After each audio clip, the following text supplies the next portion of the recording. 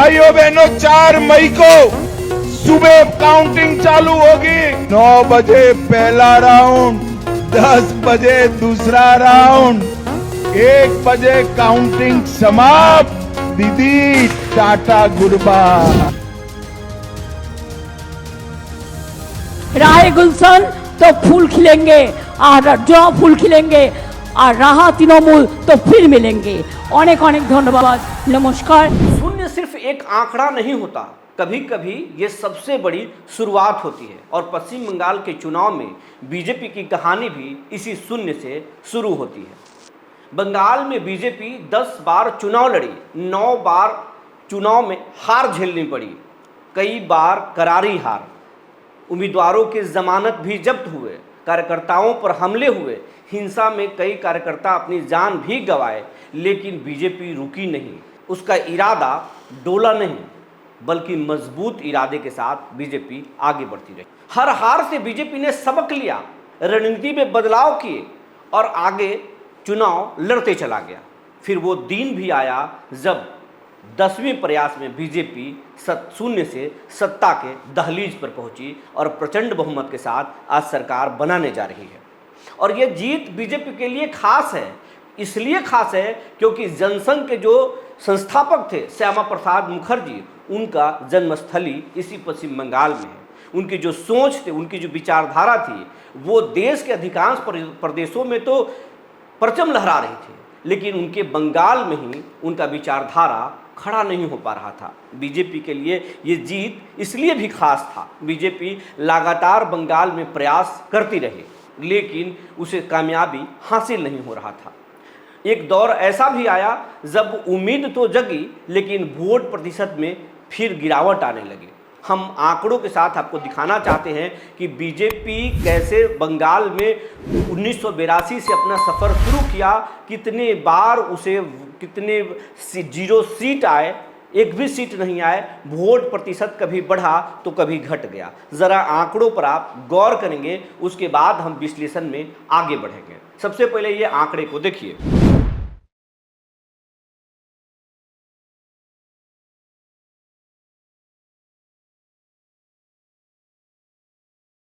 Graphics में आप देख रहे होंगे, हम आपको दिखा रहे हैं 10 प्रयास हुए, फिर जीत का आगाज हुआ। 1982 में बीजेपी पहली बार चुनाव लड़ी, 0 सीट आए, एक भी सीट नहीं आया, 0.58 वोट प्रतिशत आए।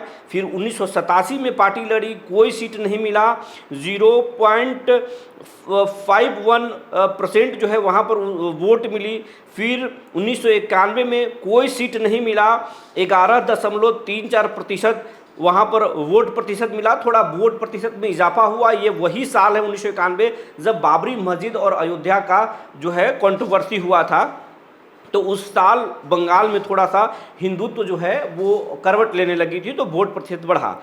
लेकिन जब 1996 में फिर जो है चुनाव पार्टी लड़ती है, कोई सीट नहीं आता है और 11% से गिरकर 0.45% जो है वोट प्रतिशत आ गया। लेकिन फिर भी पार्टी डरी नहीं, रुकी नहीं। 2001 में फिर चुनाव में बीजेपी लड़ती है, फिर कोई सीट नहीं बीजेपी को आता है और 5.19% वोट आता है, 6% से भी कम वोट हो जाता है। फिर बीजेपी ने प्रयास नहीं छोड़ा, 2006 में फिर चुनाव लड़ती है बीजेपी, कोई सीट नहीं आता है और वोट प्रतिशत बिल्कुल ही गिर गया और 1.93% वोट आया, यानी एकदम न के बराबर वोट आया। बीजेपी यहाँ दूसरे किसी भी पार्टियों के हौसले टूट जाते, अगर आप व्यापार करते तो आप भटक जाते और फिर व्यापार छोड़ देते, लेकिन बीजेपी का इरादा नहीं डोला। फिर 2011 में बीजेपी प्रयास करती है, चुनाव लड़ती है, कोई सीट नहीं आता है और वोट प्रतिशत में थोड़ा सा इजाफा होता है, 4.06% जो है वोट आता है। फिर 2014 में नरेंद्र मोदी केंद्र में आ गए, अमित शाह उनके पीछे आ गए, यहाँ पर रणनीति में बदलाव होता है, बंगाल में मोदी और शाह की जोड़ी पहुँचती है और फिर एक उम्मीद के साथ पार्टी लड़ती है और बंगाल के बीजेपी कार्यकर्ताओं में भी एक हौसला जगता है। पार्टी मजबूती से चुनाव लड़ती है, लेकिन 3 सीट, महज 3 सीट बीजेपी को यहाँ पर आता है और 10.16% वोट आता है, यानी वोट प्रतिशत में थोड़ा सा इजाफा हुआ। हालांकि पहले भी इजाफा हुआ था, लेकिन कोई सीटें नहीं मिली। यहाँ पर 3 सीटें। अब जब 16 में 3 सीटें आती है तो 2021 में फिर अमित शाह खूब जोर लगाते हैं, मोदी जोर लगाते हैं, बीजेपी के कार्यकर्ता जोर लगाते हैं और फिर जोर लगा के चुनाव लड़ते हैं। 77 सीटें बीजेपी यहाँ पर जीतती है, 38.14% वोट आता है। और यहाँ पर जो सरकार बनाने से बीजेपी चूकती है, यहाँ पर एक बड़ी सबक लेती है बीजेपी। और सबक लेने के बाद फिर 2026 में चुनाव पार्टी लड़ती है और इस बार प्रचंड बहुमत आता है। जनता ने बीजेपी को उम्मीद से ज़्यादा 207 सीटें देती है और 45.84% वोट प्रतिशत आता है। तो ऐसे जो है हर हार से बीजेपी सबक लेती है और फिर प्रचंड बहुमत के साथ आज सरकार बनाने जा रही है। अब आपको बताते हैं कि जब आप कोई व्यापार शुरू करते हैं, आप जब कोई काम शुरू करते हैं या आप कॉम्पिटिटिव एग्ज़ाम की तैयारी करते हैं, अगर आपको असफलताएं मिल जाती है, आपके व्यापार में घाटा हो जाता है, आप परीक्षा में फेल कर जाते हैं, तो फिर हौसला टूट जाता है। और आज के तारीख में जब कोई व्यापार में घाटा होता है या परीक्षा से चूक जाते हैं तो कई बार इंसान बुज़दिलियां करने लगता है, गलत कदम उठाने लगते हैं।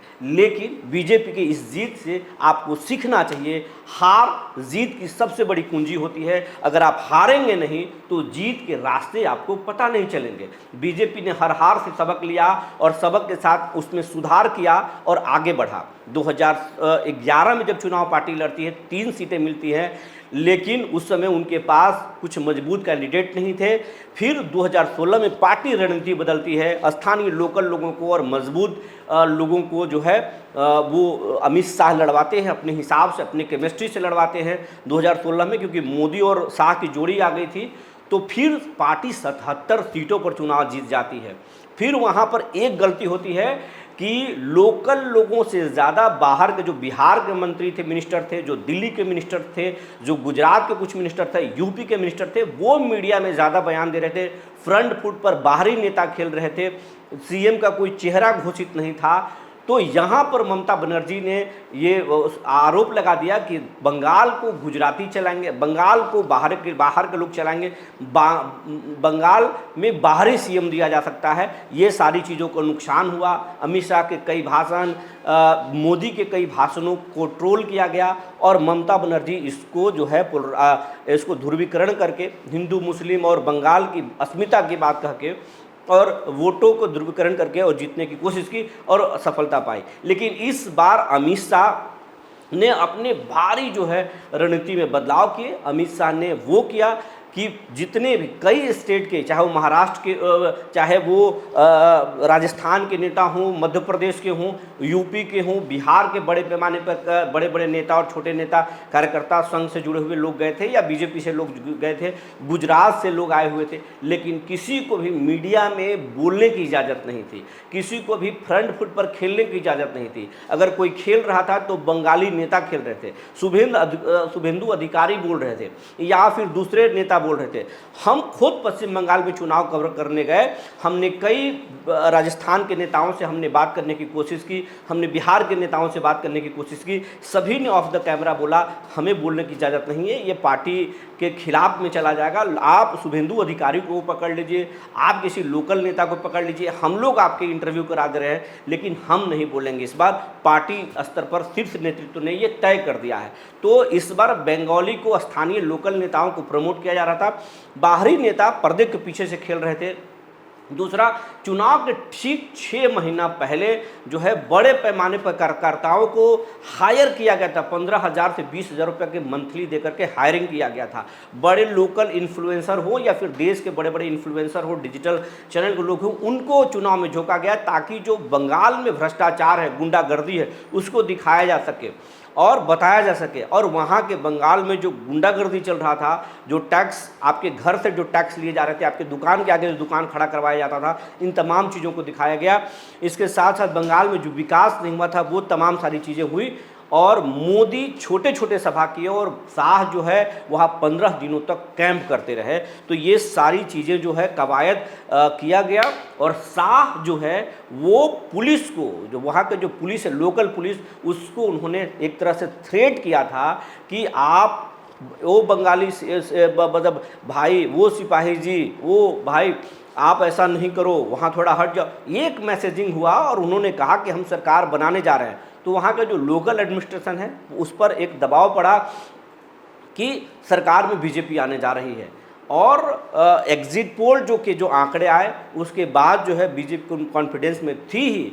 ममता बनर्जी ने इसको काउंटर करते हुए कहा कि नहीं, हम जीतने जा रहे हैं। तो रोचक लड़ाई रहा, लेकिन बीजेपी बहुत ही रणनीति के साथ लड़ी वहाँ पर, जिसके कारण जो है सत्ता के शिखर तक पहुँच गई बीजेपी। लेकिन अब जो है आगे क्या होगा, बीजेपी ये ज़मीन बरकरार रखेगी या फिर ममता बनर्जी फिर से कैमबैक करेगी, ये बीजेपी के लिए चुनौती है। बंगाल के इतिहास में जाकर के देखेंगे तो कोई भी पार्टी लंबे समय तक रही है, लेकिन जब जनता उब गई है तो फिर उनको सुपड़ा साफ कर देती है। चाहे वो कांग्रेस के इतिहास को देख लिए, लंबे समय तक वहाँ सरकार में रही, लेकिन जब वामपंथी आए तो उनको उखाड़ कर फेंक दिए। और वामपंथियों के जो सरकार से जनता उबी तो फिर टीएमसी का राज आया। टीएमसी ने अपना विस्तार किया, 15 सालों तक शासन की, और फिर जब टीएमसी से लोग उब गए तो फिर बीजेपी सरकार में आई है। लेकिन अब बात यह है कि बंगाल में सरकार बनने के बाद हिंसाओं के भी तस्वीर आते हैं और इस चुनाव के बाद भी कुछ छिटपुट हिंसा की खबरें आ रही हैं, कुछ तस्वीरें आ रही हैं। अब शासन को चाहिए, बीजेपी के लिए सबसे बड़ी चुनौती है कि बंगाल में जिस बात को लेकर आप चुनाव लड़ने गए हैं उसको ठीक कीजिए, वहाँ के लॉ एंड ऑर्डर को ठीक कीजिए, वहाँ के विकास को ठीक कीजिए, वहाँ के जनता की उम्मीदों पर आपको खरा उतरना होगा, वरना ये बंगाल है, लंबे समय तक आप जनता को ठग नहीं सकते हैं। ये बंगाल की जो है जनता कह रही है।